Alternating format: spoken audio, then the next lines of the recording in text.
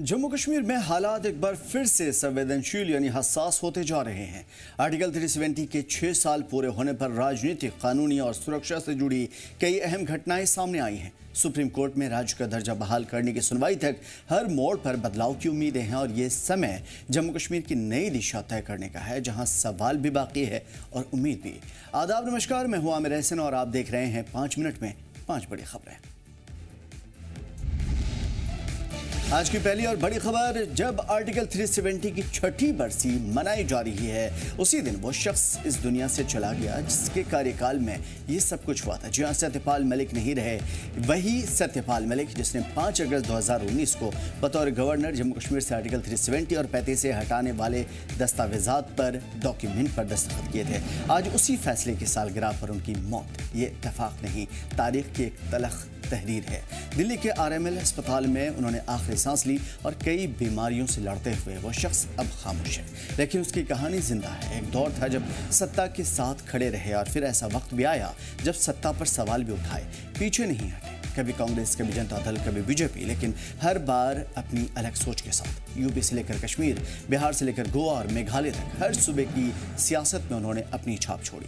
Emergency में jail भी गए, 28 साल की उम्र में विधायक बने और आखिर में इतिहास के सबसे विवादित फैसले में से एक का हिस्सा बने। आज सत्यपाल मलिक चले गए, लेकिन उनके फैसले, उनके बयान और उनका विरोध आज भी जिंदा है। वो गवर्नर थे, लेकिन सिर्फ मोहरा नहीं बने। एक शख्स चला गया, लेकिन एक सवाल छोड़ गया।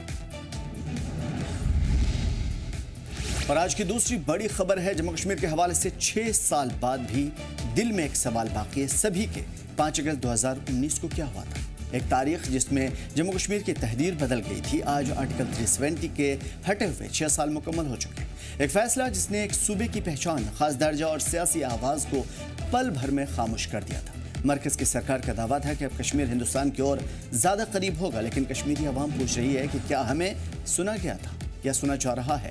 एक तरफ बीजेपी जश्न मना रही है तो दूसरी तरफ दीगर पार्टियां इस दिन को काले दिवस के तौर पर मना रही हैं। जम्मू कश्मीर की फिजा में जश्न कम, सन्नाटा ज़्यादा है। सड़कों पे फोर्स है, सियासी आवाज़ें एक बार फिर से कड़ी निगरानी में हैं और ये फैसला लेने से पहले लोग पूछ रहे हैं कि क्या हमसे पूछा गया? ये सवाल आज भी हवा में तैर रहा है, जिसे उस दिन तैरा था जब 5 अगस्त 2019 का वक्त था। एक गवर्नर ने दस्तखत किए, बिना अवाम की राय के कश्मीर को करीब लाने का दावा था, लेकिन क्या लोगों के दिलों को जोड़ा गया? नहीं। एक सवाल जो आज भी था सभी के दिलों में। और तीसरी बड़ी खबर है, जम्मू कश्मीर की रियासत का दर्जा बहाल करने की लड़ाई फिर से सुप्रीम कोर्ट पहुंच गई है, चल रही है। आज समाप्त हुई थी, जिसमें 5 अगस्त 2025 को आर्टिकल 370 के खात्मे से 6 साल मुकम्मल होने के बाद ये कहानी खत्म नहीं हुई, बस एक नया मोड़ आया है स्टेटहुड का। 8 अगस्त को इस पे अहम सुनवाई होगी। अब सुप्रीम कोर्ट में फिर से ये सवाल उठेगा, क्या जम्मू कश्मीर को उसका खास खोया हुआ रियासत का दर्जा वापस मिल सकता है? सीनियर एडवोकेट गोपाल शंकर नारायणन ने चीफ जस्टिस BR गवई के सामने कहा कि सुनवाई की तारीख तय होनी चाहिए और इसे लिस्ट से हटाया न जाए, और चीफ जस्टिस ने इसका समर्थन भी किया। ये वही मामला है जिसने कोर्ट में पहले ही आर्टिकल 370 की मनसूखी बरकरार रखी थी, और आज के दिन जब देश जश्न मना रहा है, वही कश्मीर की किस्मत की उम्मीदें अदालत की सुनवाई पे टिकी है। सभी की निगाहें 8 अगस्त पर है, वो दिन जब एक बार फिर से इतिहास लिखा जा सकता है। और आज की चौथी बड़ी खबर है, जम्मू कश्मीर के हवाले से लद्दाख हाई कोर्ट ने इलेक्शन कमीशन, मरकजी सरकार और जम्मू कश्मीर सरकार को निर्देश दिए हैं कि वो 4 हफ्तों के अंदर बडगाम और नगरोटा सीट जो कि खाली रह गए थे, चुनाव की देरी के बारे में जवाब दें। बडगाम और नगरोटा की ये विधानसभा सीटें कई मानों में बहुत अहम है और कई महीने से खाली भी, जबकि कानून के मुताबिक किसी भी खाली सीट पर 6 महीने के अंदर चुनाव होना अनिवार्य है, जरूरी है। बडगाम सीट उस वक्त खाली हुई थी जब उमर अब्दुल्ला ने नगरोटा, खासतौर पर गांदरबल सीट चुनी थी और बडगाम को छोड़ दिया था। नगरोटा सीट बीजेपी नेता देवेंद्र सिंह राणा के निधन के बाद, उनके इंतकाल के बाद खाली हुई। साबिक वज़ीर हर्षदेव सिंह ने पिटीशन दाखिल करके कहा है कि चुनाव में हो रही देरी कानून और न्यायपालिका के फैसले के खिलाफ है। अगली सुनवाई 8 सितंबर को होगी। क्या लोकतंत्र की आवाज़ जल्द ही सुनी जाएगी? एक सवाल बरकरार। और आज की पांचवी और आखिरी बड़ी खबर है कुलगाम के हवाले से। कुलगाम में पांचवें दिन भी इनकाउंटर जारी है। मौत और बहादुरी की जंग जारी है।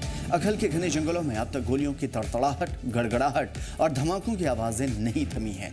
दहशतगर्दों के खिलाफ ये मुठभेड़ अब तक इस साल का सबसे बड़ा ऑपरेशन है। अब तक 2 दहशतगर्दों को ढेर किया गया है, लेकिन जंगल में अभी भी 2-3 दुश्मन छिपे हुए हैं। हमारे 6 वीर जवान जख्मी हैं, लेकिन हिम्मत हौसला अभी भी बुलंद है। Hi-tech surveillance, para forces, police और सेना के आला अफसरों की कड़ी निगरानी में चल रहा है। हर कदम पर जंग जारी है। इस जंग में हमारे जवानों की बहादुरी को सलाम। उनकी जान पर उन्होंने खेल करके हमारी सुरक्षा सुनिश्चित की है।